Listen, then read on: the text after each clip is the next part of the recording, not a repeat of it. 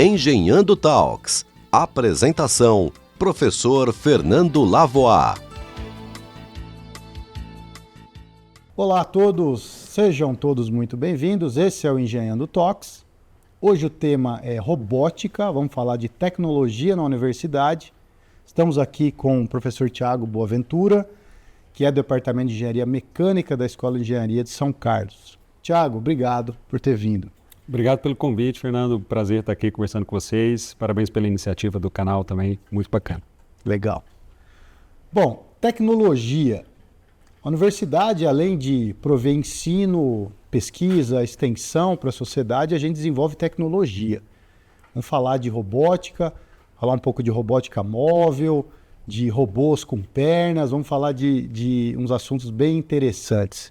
Tiago, conta para a gente, para o pessoal entender, o que seria robótica móvel, como é que a gente consegue aplicar ela na prática, né? A gente está desenvolvendo tecnologia aqui para ser aplicada na prática. Bem, Fernando, a robótica móvel, assim, o próprio nome fala, é aquela que a gente consegue deslocar por um ambiente, né? Então, é diferente tradicionalmente da robótica daquela, por exemplo, de uma linha de produção de um carro, que a gente está acostumado em ver, às vezes, na TV ou imagens, né, que são robôs fixos e um produto vai andando pela linha, os robôs vão fazendo operações sobre esse produto. Essa é a linha clássica de robótica industrial. A linha de robótica móvel, ela vem com robôs ou de roda ou com esteira, basicamente, iniciou assim, dessa forma. A gente pode pensar, por exemplo, um carro autônomo, que a USP também faz pesquisa, por exemplo, nessa linha, como um tipo de robô, né? um dispositivo que tem sensores de percepção, que tem que tomar decisões e age para direcionar o carro. Uhum.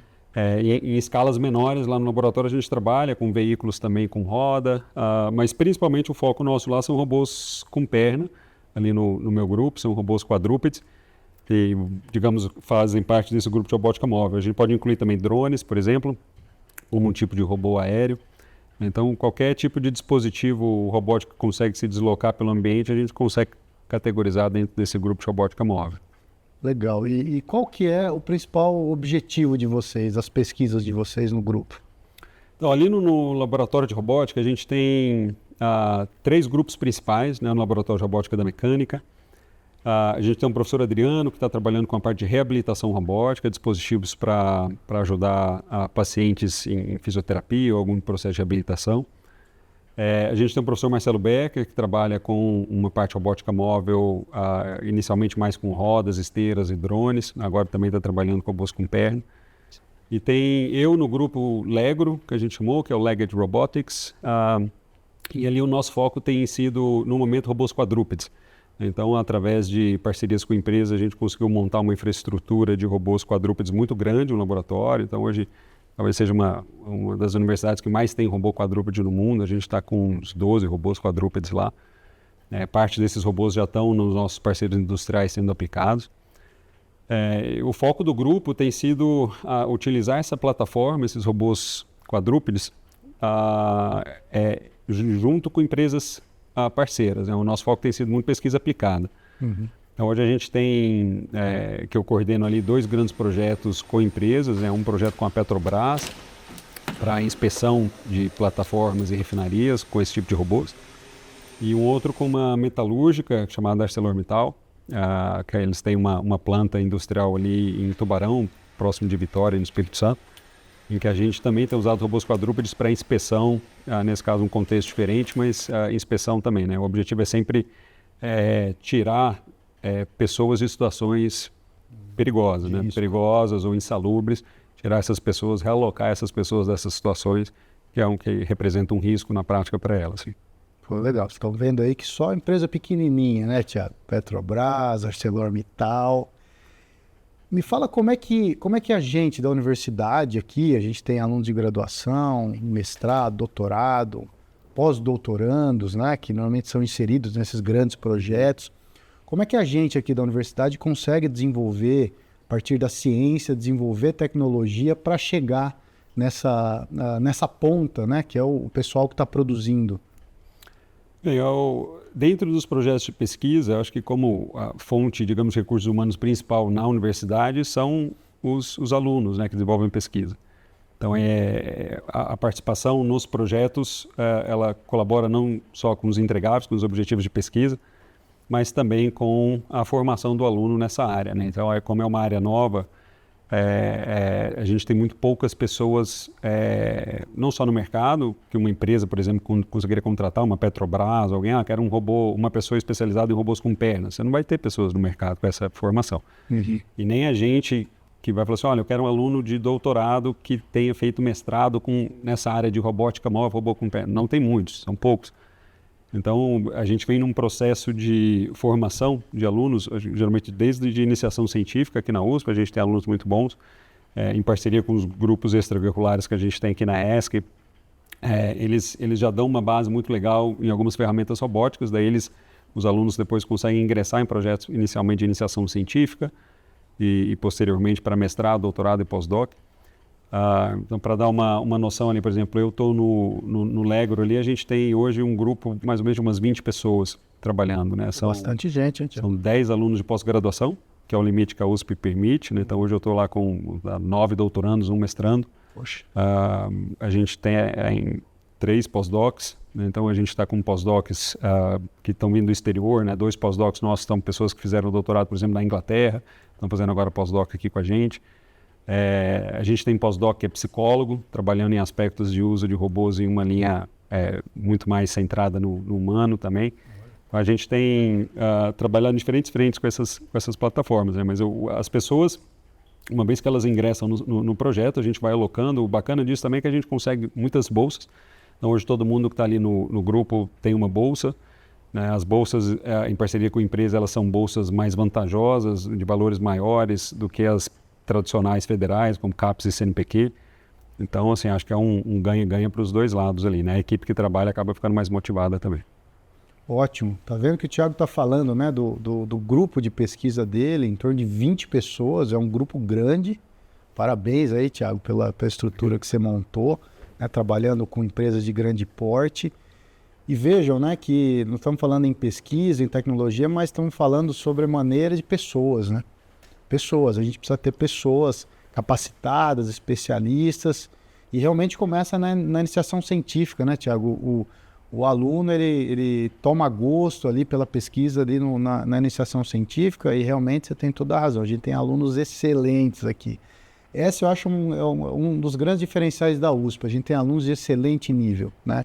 E sem os alunos a gente não ia conseguir fazer pesquisa, o professor sozinho não faz pesquisa, né? Então, acho que essa grande vantagem, né? As universidades têm grupos de pesquisa fortes com alunos, né, de vários níveis, desde a graduação até mestrado, doutorado, e os já doutores, né, que atuam com programas aí de pós-doutorado que ajudam bastante. E falando um pouquinho aí, você comentou sobre psicólogo dentro da área de engenharia mecânica desenvolvendo robótica. Qual que é a ideia? A ideia é tentar entender o comportamento e simular o comportamento humano? O que é? Então, foi a primeira pessoa que a gente contratou, não engenheira, digamos, para o projeto. E ele vem dentro desse contexto de ter o robô como uma ferramenta de trabalho para pessoas.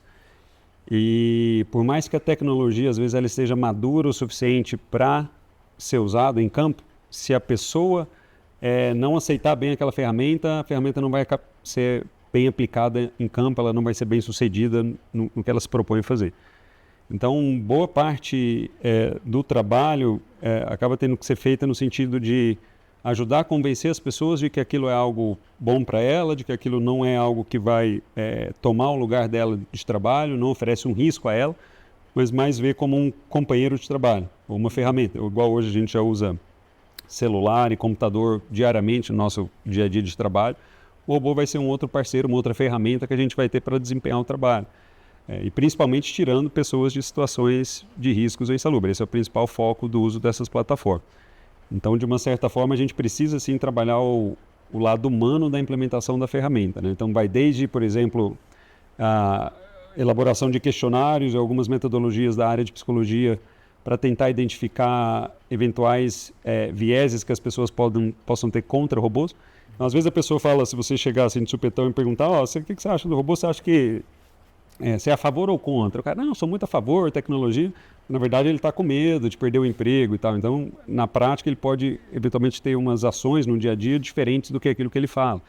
Então, uma das primeiras iniciativas nossas nessa área é tentar elaborar alguns questionários para ver se de fato tem algum viés ali dentro da opinião desses operadores.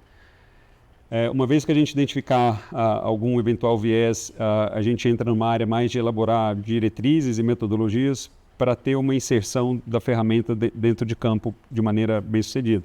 Então, por exemplo, tem gente que faz, algumas companhias dessa área de robótica, uma competição de nome do robô. Pessoal, aqui está um robô, aí as pessoas para se familiarizar, vamos fazer uma competição, como é que o robô vai chamar? Cada um sugere, Baltazar, Astolfo, aí vem os nomes, aí dá o nome, faz crachá, no sentido de tentar aproximar a pessoa daquela ferramenta.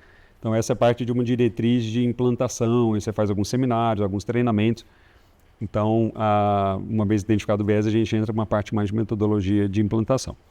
Então, essa é uma área que é muito relacionada às empresas, né? No caso, os projetos que eu mencionei, por exemplo, com Petrobras, ArcelorMittal, essa linha de pesquisa ela é muito relevante.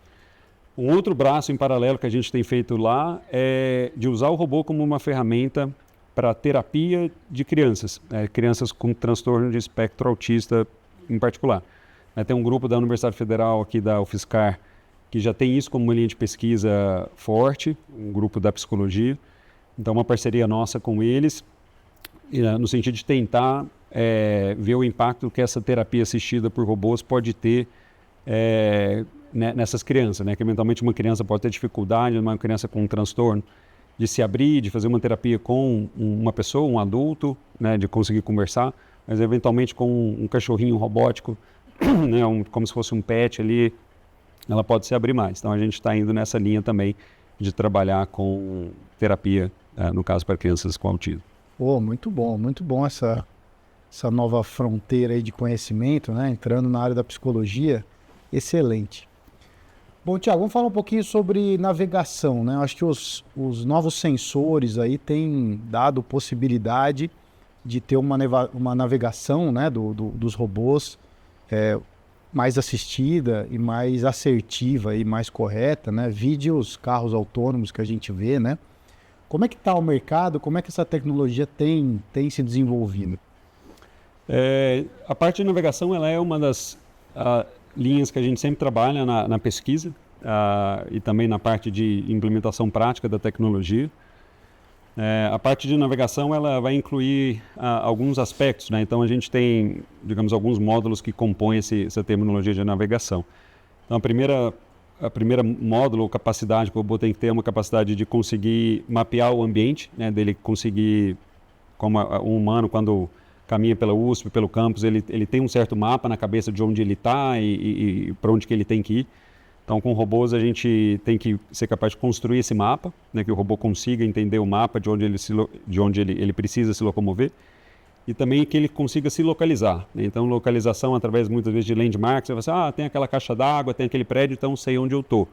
Então, o robô é parecido, ele vai identificando features, né, características, geralmente através de visão, e ele consegue, então, se identificar e se localizar dentro do ambiente. Então, uma vez que ele tem um mapa e se localiza bem, é mais uma questão de fazer um planejamento de trajetória. Finalmente, um caminho mais curto, por exemplo, um caminho mais rápido, para ir de um ponto A para um ponto B.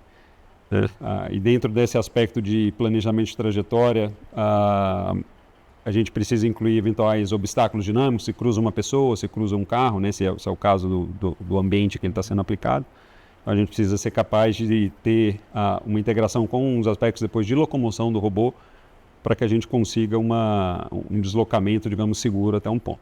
Então, isso é o chapéu da navegação. E a navegação, a gente vai ter desafios, geralmente para navegação indoors, quando a gente está trabalhando em um ambiente que é coberto, a gente não pode usar sensores como, por exemplo, o GPS, que muitas vezes carros autônomos e até mesmo robôs que ficam ao céu aberto conseguem utilizar, porque aí você tem uma geolocalização, pode ser relativamente precisa, de onde o robô está, então ele não precisa usar muitos algoritmos no sentido de localização. Então a gente, como tem trabalhado mais indoors, no caso, por exemplo, de Petrobras, são refinarias, que são áreas muitas vezes cobertas, plataformas também, são áreas com vários andares, então ele está sempre em uma área coberta, então a gente não pode contar com esse tipo de sensor, por exemplo. Então, o GPS é um dos sensores que a gente vai usar para navegação. Outros sensores que a gente já tem hoje disponível no mercado, que são muito importantes, são sensores a lasers que a gente chama de LiDAR, ou LiDAR. São sensores lasers que conseguem mapear em 3D o ambiente. Então, basicamente, você tem um feixe, ou vários feixes de laser que ficam girando a uma determinada velocidade angular, e ele consegue sempre medir a distância que objetos estão do robô. Então, o tempo que o laser leva para ir e voltar, ele consegue estimar isso. Ele consegue construir o que a gente chama de uma nuvem de pontos. São vários pontinhos que vão representar a distância dos objetos. Então, isso complementa outros dados de percepção, como, por exemplo, visão. Então, visão computacional é outro que a gente vai usar para navegar. Humanos usam visão e a gente tem uma noção de profundidade muito boa em visão. Robôs, muitas vezes, não. Tem câmeras que você não consegue ter profundidade, é uma imagem 2D. Algumas câmeras já trazem uma percepção de profundidade, incluindo 2 câmeras. E aí, quando você funde essa informação com o sensor a laser, você tem uma percepção de 3D tridimensional muito boa. Aí o robô consegue, digamos, ir sair navegando pelo ambiente, desde que você tenha os controladores adequados. Uau, né? Então, tecnologia de ponta, né, Thiago? Muito legal para melhorar a navegação aí. E evitar acidentes também, né? Como é que vocês testam essas novas tecnologias para ela chegar no mercado? É muito complexo? Bem, o primeiro nível de teste é sempre em laboratório. Assim, por mais que hoje os robôs, no caso os robôs quadrúpedes, eles já são plataformas comerciais hoje em dia, você consegue comprar. A gente já deve ter, sei lá, uma dezena de fornecedores de robôs quadrúpedes, e isso mudou, acho que de uns 5 anos para cá, então vamos pôr assim, lá no começo de 2020, a gente tinha talvez uma empresa que fazia robô, que você conseguiria talvez comprar. Hoje a gente tem 10, 15 empresas. Então Brasil? A China... não, no Brasil, acho que eu conheço, não tem nenhum fabricante de robôs com perna, quadrúpede, por exemplo. Principalmente na China. Então hoje a China tem muitas empresas comercializando, fabricando robôs quadrúpedes e bípedes. Mas a gente tem também empresas em Europa, Estados Unidos, né? Então, por exemplo, lá no laboratório a gente comprou uma frotazinha de robôs, a gente comprou de vários fabricantes, os principais, então um americano, um suíço e de uma empresa chinesa. Então a gente consegue comprar a plataforma já pronta, comercial, né? Então a plataforma, quando você compra, ela vem com a capacidade de você controlar ela com controle remoto. Então, de fábrica, você tira o robô da caixa, liga ele, pega o controle e começa a dirigir ele como se fosse um carrinho de controle remoto. Mas é um robô com pata, mas ele sai andando pelo ambiente. Então, a capacidade que a gente está falando, por exemplo, de navegação é algo que você precisa incluir no robô depois com o seu algoritmo, isso não vem de fábrica, então isso vem com uma competência nossa que a gente adiciona em termos de know-how. Mas aí, a plataforma em si também, ela não é, digamos, certificada para um trabalho muito próximo com o humano. É diferente, por exemplo, de um robô médico, um robô cirúrgico que foi certificado e ele tem uma série de protocolos de segurança para garantir que a execução dele não vai representar um risco para o usuário. Esse tipo de robôs, a princípio, não foram feitos para trabalhar do lado do humano ali. Então, assim, por mais que as chances de ter um acidente são pequenas, a gente sempre tenta trabalhar com ele isolado. Ele vai lá, faz a operação, faz o mapeamento de um determinado ambiente em laboratório. Funcionando tudo bem, a gente começa a aumentar o nível digamos, de verossimilidade em relação ao ambiente. A gente tenta ou criar um ambiente mais parecido com o operacional da empresa, ou a gente já leva até direto para testar em campo, né? Então a gente tenta fazer essas operações e validações em campo.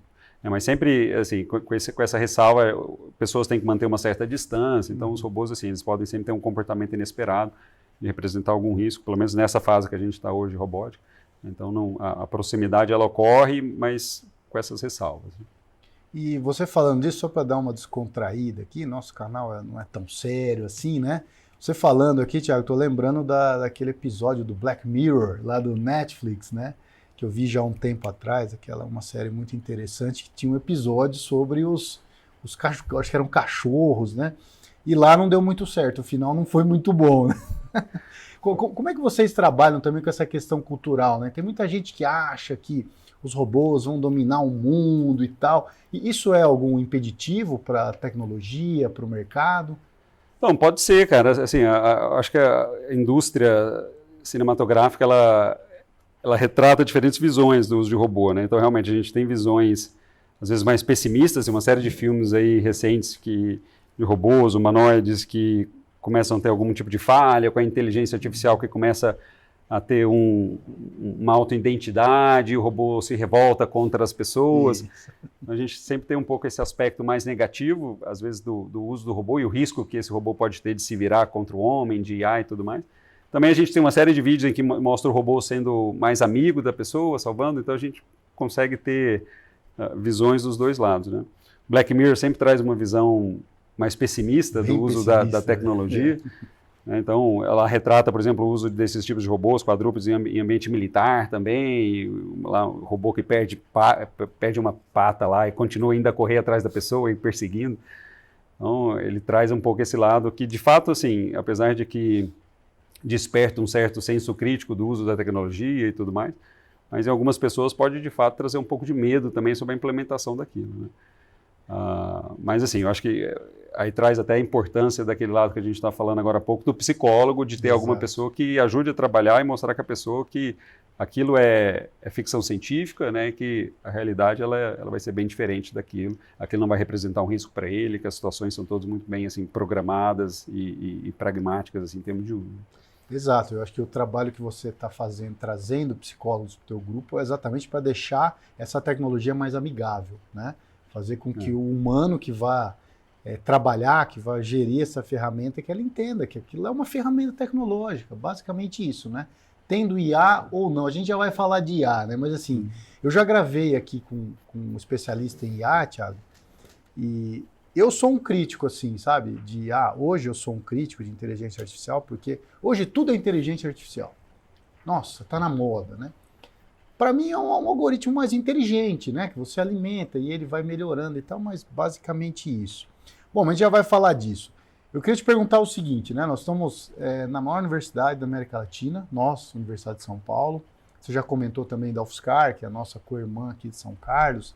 Tem outras universidades federais muito boas no Brasil, né? Desenvolvendo tecnologia. Temos outras duas universidades públicas de São Paulo também, estão entre as melhores do Brasil, né? Unesp e Unicamp. Como é que nós estamos com relação ao mundo? Você já falou um pouquinho de China, Estados Unidos, Europa, em relação a pesquisas, né? Você tem um grupo forte aqui na engenharia mecânica. Como é que nós estamos com relação ao mundo em desenvolvimento de pesquisa? Eu acho que agora, principalmente com o fato de que essas plataformas robóticas elas ficaram comerciais, isso até, digamos, 5 anos atrás não era o caso. Então, você tinha muito poucas universidades no mundo que tinham acesso às plataformas para poder testar algoritmos, fazer o robô caminhar, fazer o robô fazer alguma atividade específica, manipular um ambiente como um manipulador. Era muito mais restrito, eram pequenos institutos, pequenos em termos de quantidade, mas institutos muito renomados e com recursos financeiros que conseguiam fazer pesquisa nessa área. Com o fato de que essas ferramentas agora se popularizaram, inclusive em termos de preço, hoje a gente consegue comprar plataformas robóticas com $8.000, você compra um quadrúpede, né? Quadrúpede de menor custo, mais simples, e tem uns quadrúpedes de 80 mil, tem uns quadrúpedes de 300 mil, os de $800.000. Então você vai ter de vários segmentos. Mas o fato de ter popularizado em termos de preço, principalmente com a entrada da China, isso deu uma possibilidade para diferentes universidades no estado de São Paulo, no Brasil inteiro, de comprar um robô quadrúpede e começar a fazer pesquisa.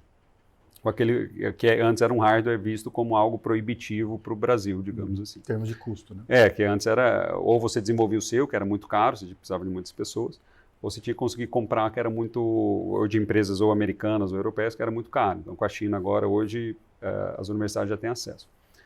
Então, nesse sentido, em termos de acesso a equipamentos, a gente se coloca muito bem a nível mundial de USP, né? A gente comentou antes de que o laboratório de robótica, aqui com esses últimos investimentos, a gente conseguiu comprar aí mais de 10 robôs quadrúpedes, investimentos sejam de empresas, mas também de FAPESP.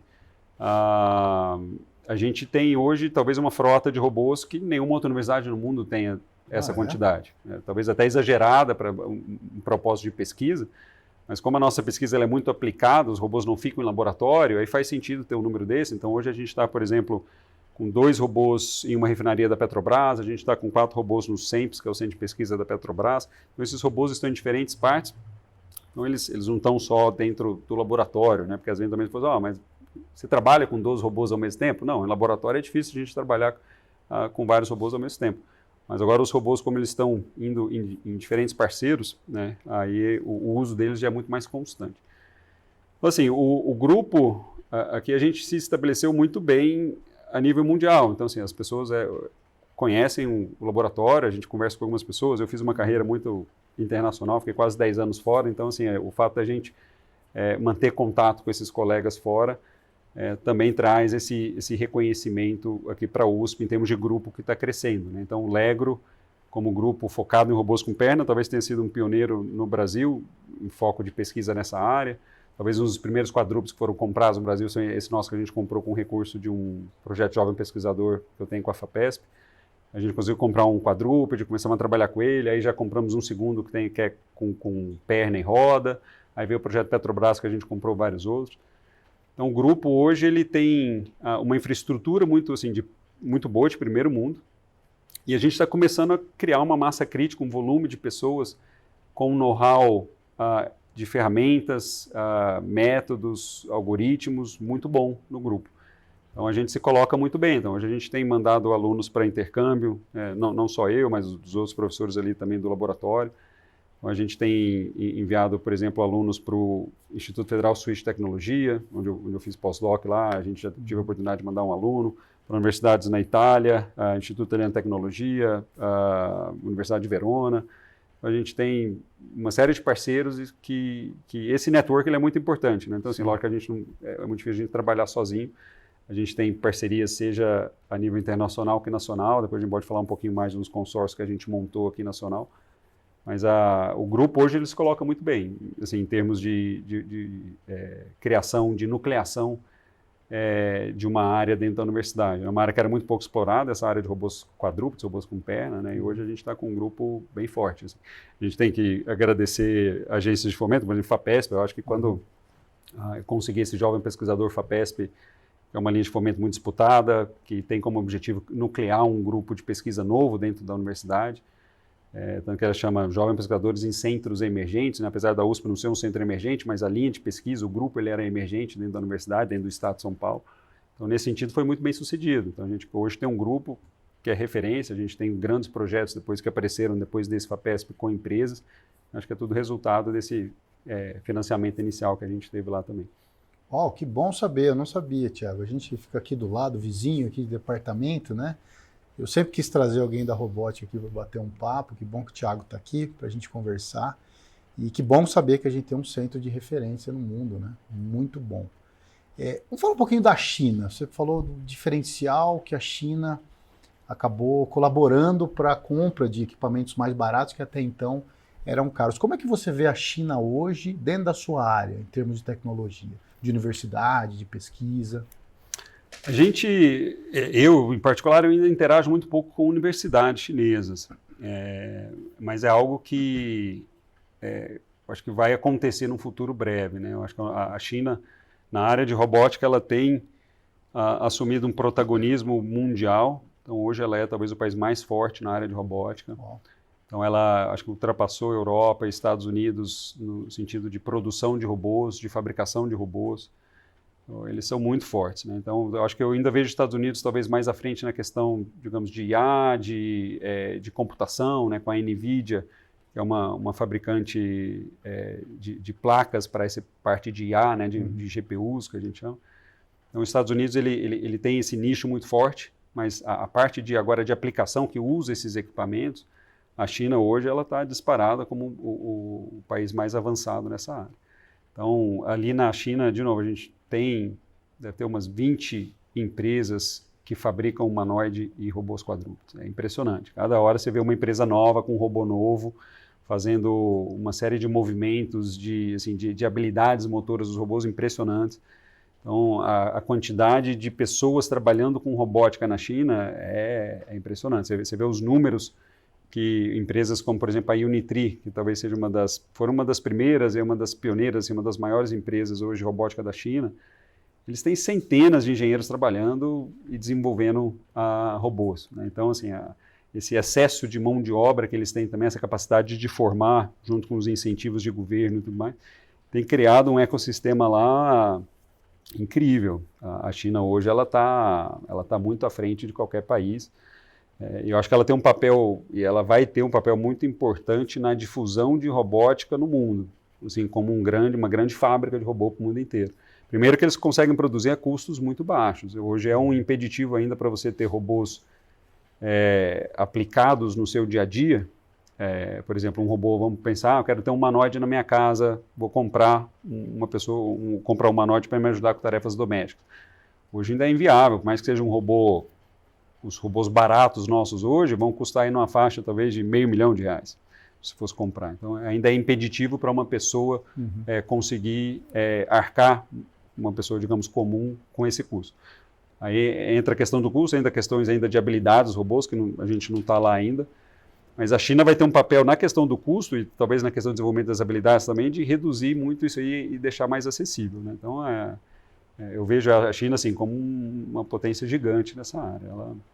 Ela já se marcou ali, hoje ela está no topo. E, Thiago, formação de recursos humanos, né? A China preparou seus engenheiros, né? Investiu, as universidades chinesas estão crescendo muito nos rankings, a gente tem visto. Eu tenho visto a própria Universidade de São Paulo com diversos acordos com novas universidades chinesas, isso não é à toa, né? A gente está entre as 100 melhores do mundo, então a gente tem que fazer acordo com as melhores, né? Isso vem acontecendo de forma crescente realmente. Isso é de se chamar a atenção. E eu vejo você no teu grupo aí, que legal, você também está formando gente, né? Está formando gente preparada aí, doutores, mestres, pós-doutores, né? Que depois podem ir num futuro, talvez, para uma empresa brasileira, uma tecnologia brasileira. Como é que você enxerga o futuro da indústria brasileira nessa área? Tem futuro, Thiago? Ou vai ser difícil competir, por exemplo, com a China, com os Estados Unidos? Eu acho que tem que ser complementar, né? A gente usar o que eu vejo hoje em termos de indústria, de eventuais startups nessa área no Brasil, vindo mais numa área de uso da tecnologia, uso da ferramenta. Então você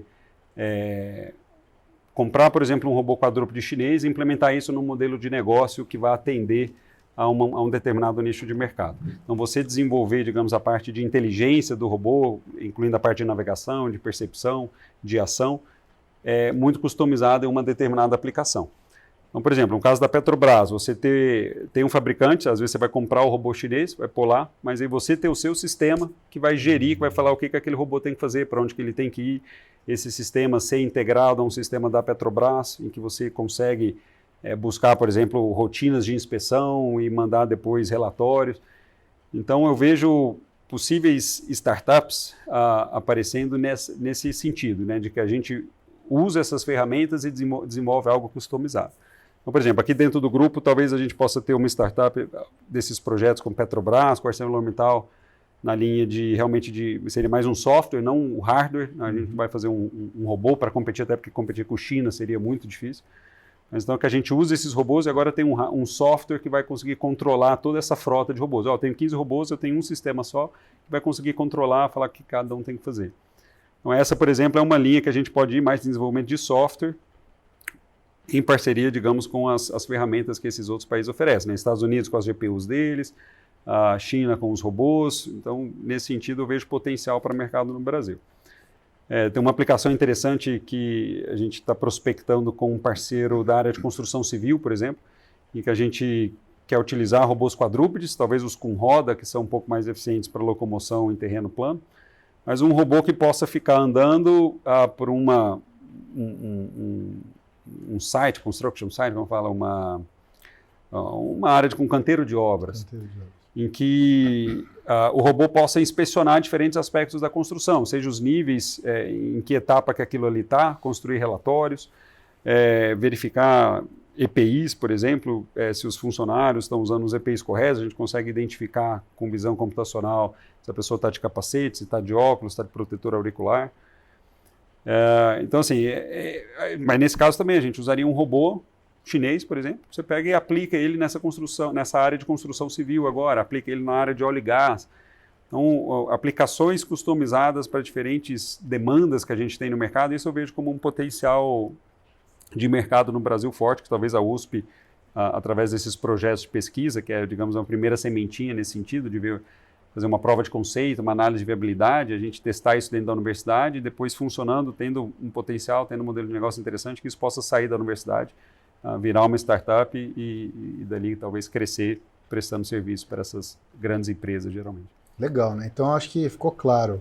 Hardware nem pensar, vai ser impossível você brigar com a China. Agora, pensando em programação, em desenvolvimento de tecnologia, em software, programação e tal, eu acho que esse é o caminho, né, que a gente vai. Tiago, falando em parceria de pesquisa, ou P&D, né, pesquisa e desenvolvimento, por que é importante para a gente, né? Você pega uma empresa grande dessa, ela tem um problema, ela tem recurso, e a gente tem as pessoas, tem os grupos. Conta um pouquinho aí das suas parcerias e por que é importante tanto para a universidade quanto para a sociedade esse tipo de parceria. Parcerias com empresa eu vejo como um papel muito importante da universidade no sentido de tirar o conhecimento que a gente tem hoje dentro do nosso laboratório e levar de uma certa forma para a população. Então, quando você consegue substituir através de um robô o emprego de uma pessoa que hoje está exposta a uma situação muito perigosa, você tira essa pessoa dessa situação e coloca um robô, você está, de uma certa forma, criando um impacto na sociedade. Você pensar na família daquela pessoa que toda hora você nunca sabe se o pai vai voltar, agora você fala assim, olha, seu pai vai ficar trabalhando de terra, controlando o robô, ele não vai se expor a risco mais. Então, de uma certa forma, a gente está levando um conhecimento, agregando valores para a sociedade, é uma parte da extensão, apesar de ser mais caracterizado como uma parte de pesquisa nossa da universidade, mas é uma forma em que a gente leva conhecimento nosso para fora dos muros, né? E as parcerias com empresas, hoje eu coordeno 2 grandes projetos com empresas que a gente mencionou, que é uma multinacional muito grande da área metalúrgica, a ArcelorMittal, a maior empresa do Brasil, que é a Petrobras, mas também já tive uma oportunidade de trabalhar com algumas empresas menores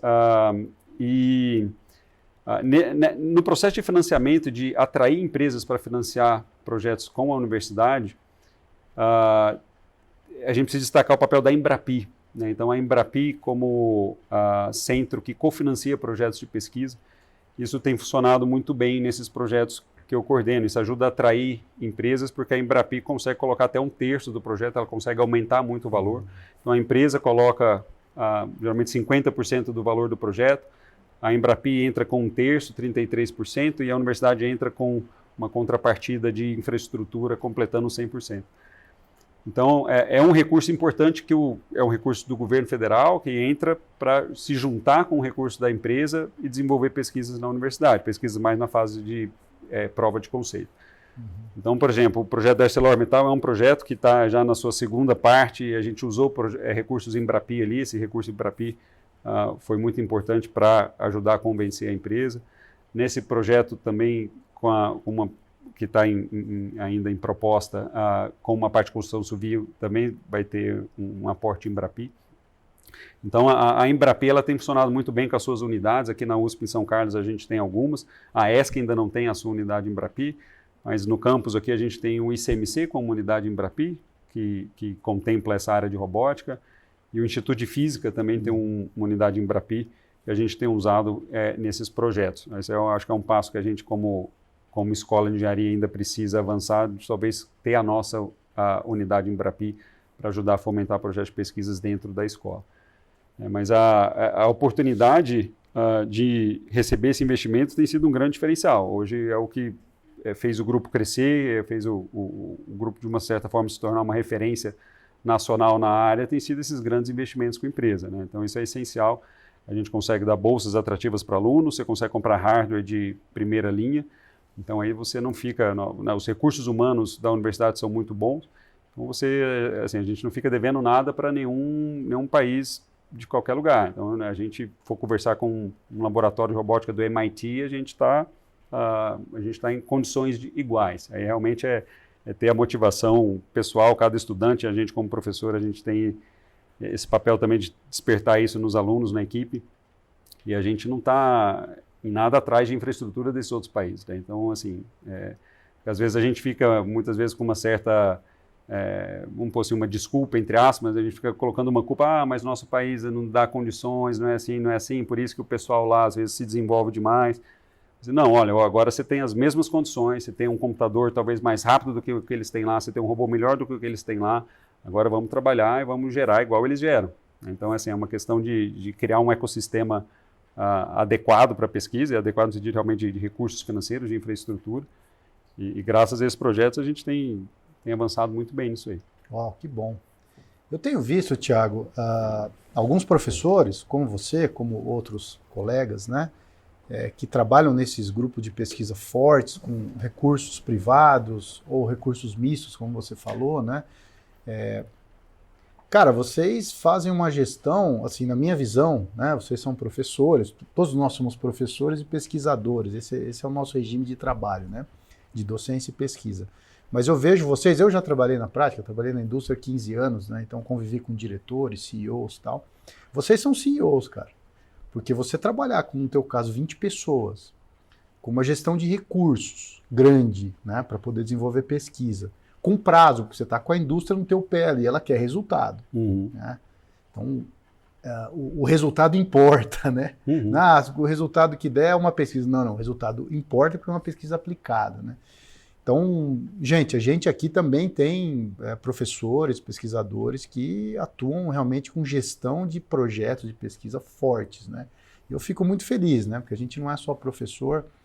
Eu não sou um CEO de projeto, mas legal que estou conversando com você, que está desenvolvendo aí um projeto de grande monta. E uma outra coisa que eu queria dizer, que você comentou, Thiago, né? Muita gente fala assim, mas a pesquisa é cara, o Brasil é um país... eu sempre falo, né? Eu já falei isso aqui, o Brasil é um país rico, está entre os 10 mais ricos do mundo, de população pobre. Então, tudo que a gente gasta de dinheiro público, a gente tem que tomar muito cuidado, né? Porque grande parte da população no nosso país é pobre. Mas a gente precisa ter recursos. E em qualquer lugar do mundo, gente, o dinheiro não vem só da iniciativa privada, não. Existem alguns níveis de projeto, de pesquisa, que só o governo que banca. Isso é fato, né?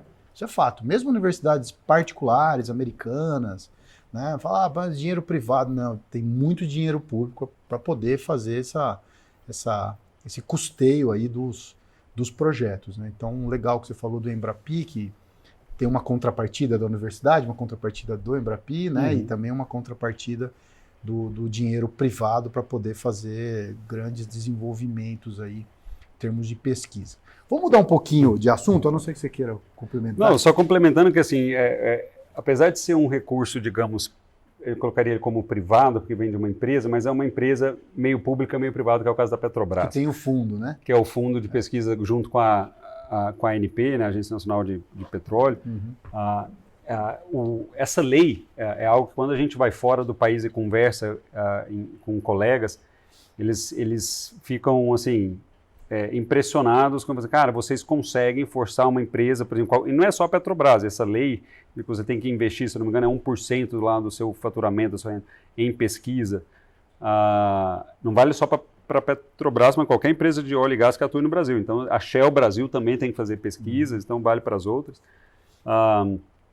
E é um recurso financeiro muito grande. Então, assim, isso para a pesquisa é um diferencial impressionante. A gente consegue ter volumes de arrecadação com projeto muito fora da linha. Então, a gente consegue, por exemplo, esse projeto que eu coordeno junto com a Petrobras é um projeto que está em montante financeiro na casa de um CEPID da FAPESP, talvez até mais. Então, um projeto de mais de 30 milhões de reais. Então, é um projeto que, assim, que é muito difícil você conseguir um volume de recursos desse, talvez com forma governamental, nas linhas tradicionais de fomento. Então, até mesmo com o FAPESP, é muito difícil, muito competitivo você ganhar grandes projetos. E esse projeto em particular é um projeto que é em rede. Então, voltando nesse assunto de parcerias, foi uma rede criada por um professor aqui da ESC, que é o Terra, Marco Terra, que é da Elétrica, junto com o professor, o Ramon Costa ali da UFRJ, que se conhecem, tiveram a ideia de criar uma rede de robótica, que foi intitulada NRL, E essa rede, uma rede por enquanto informal, que a gente está tentando formalizar, mas que juntaram pesquisadores de diferentes universidades. Hoje são 4 universidades que estão envolvidas nesse projeto: a UFRJ ali no Rio, a UFMG em Minas Gerais, a UFSCar aqui e a USP.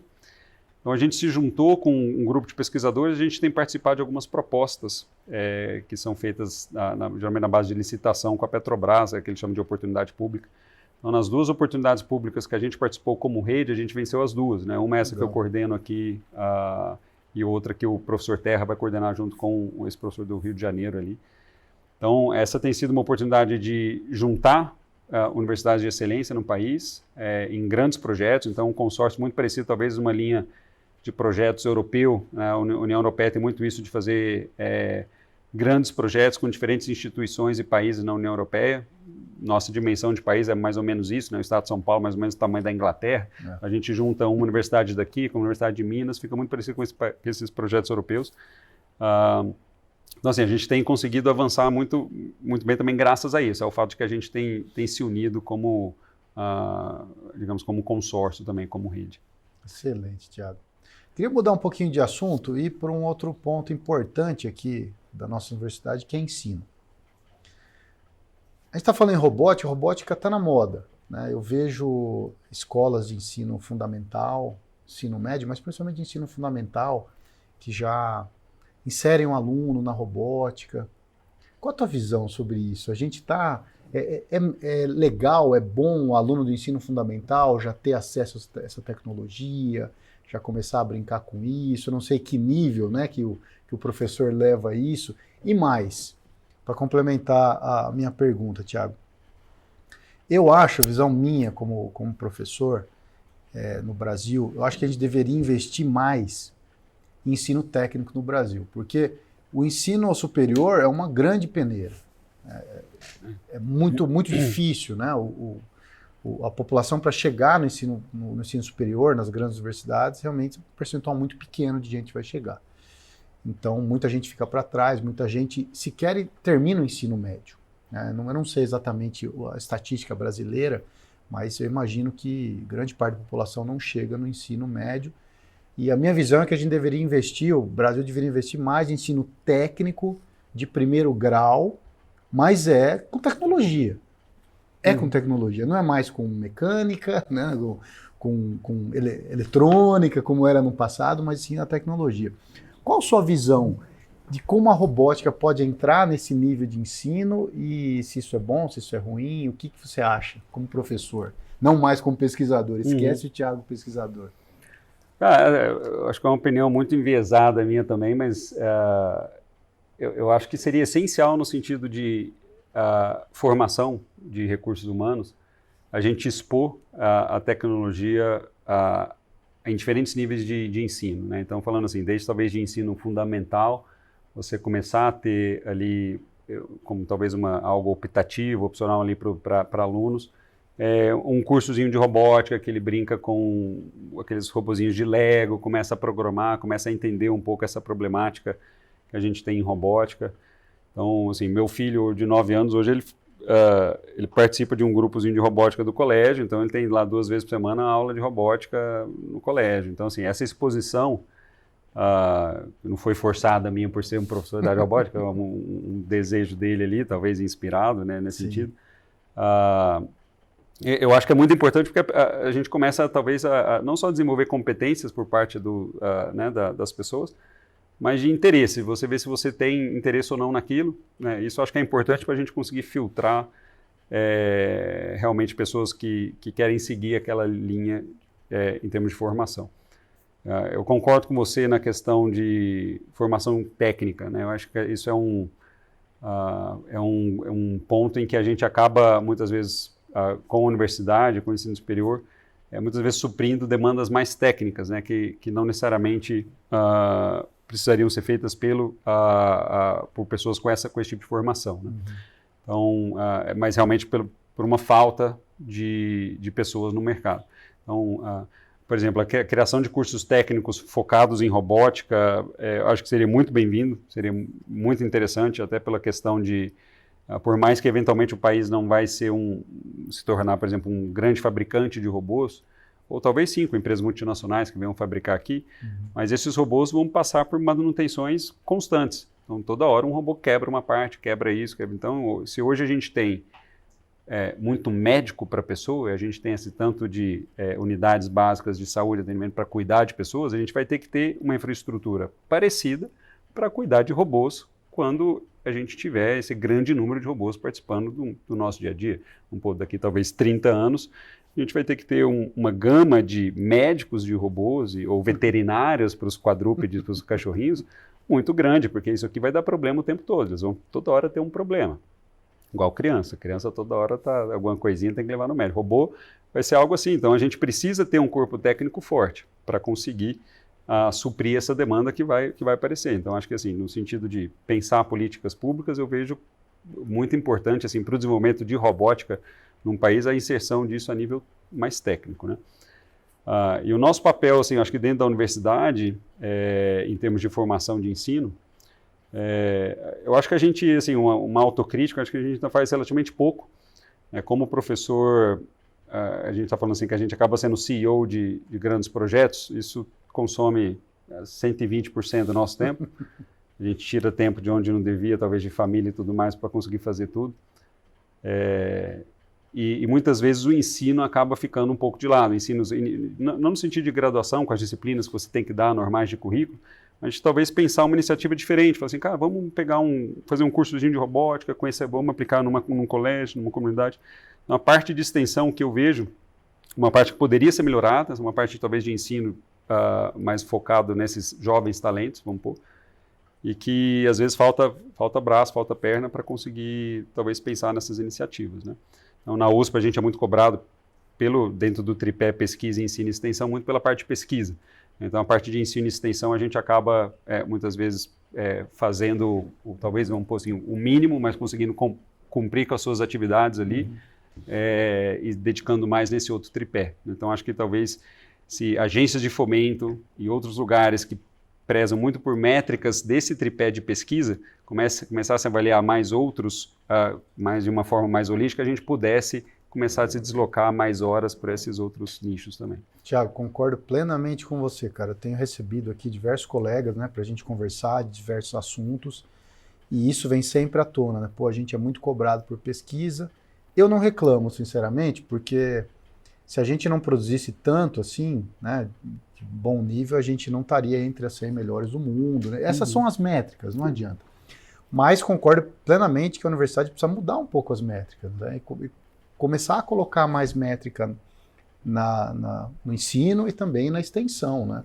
Um curso de extensão de robótica seria fantástico, cara.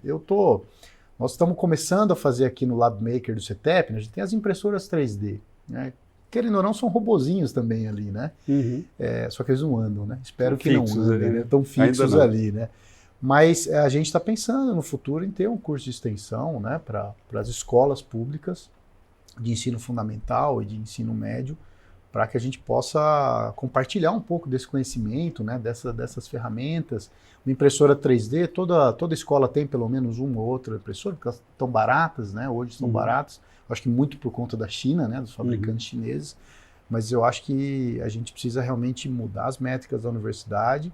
Eu estou vendo uma tendência, não sei você, mas assim, eu tô vendo uma tendência da USP se preocupar mais com as métricas de ensino e extensão, agora com a curricularização da extensão. Estou vendo a FAPESP um pouco também preocupada com essa métrica, né?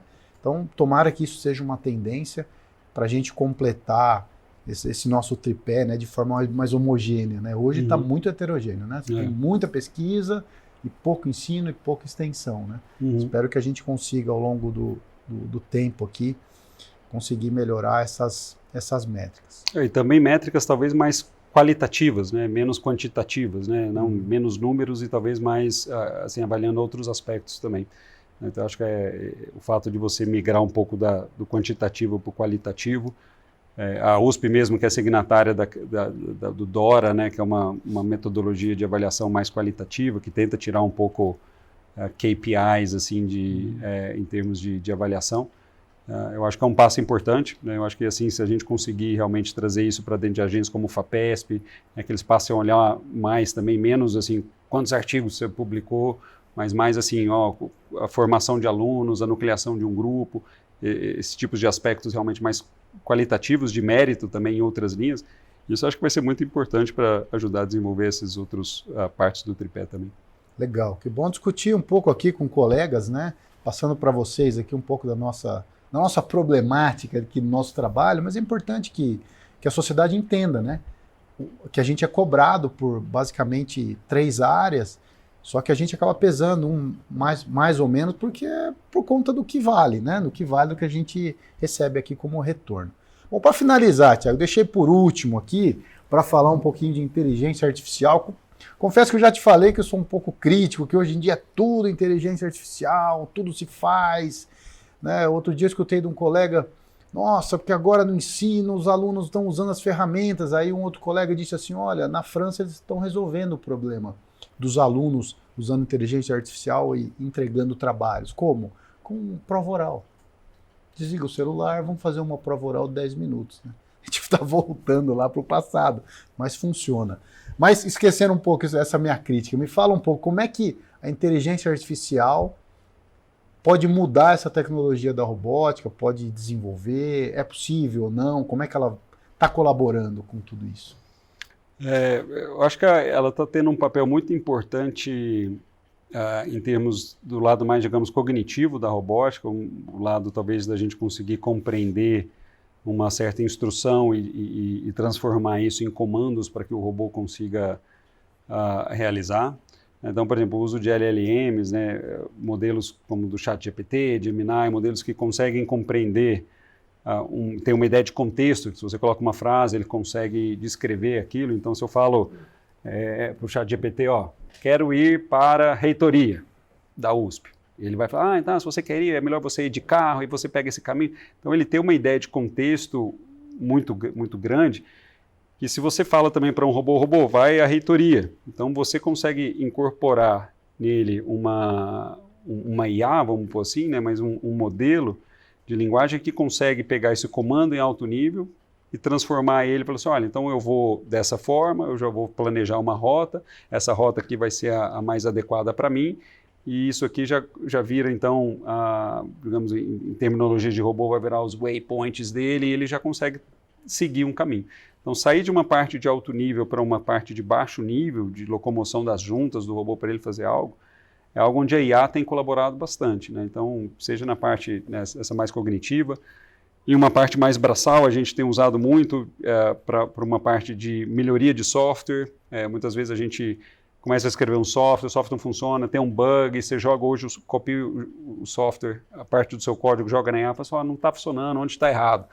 Essa linha aqui, você não definiu a variável, tá.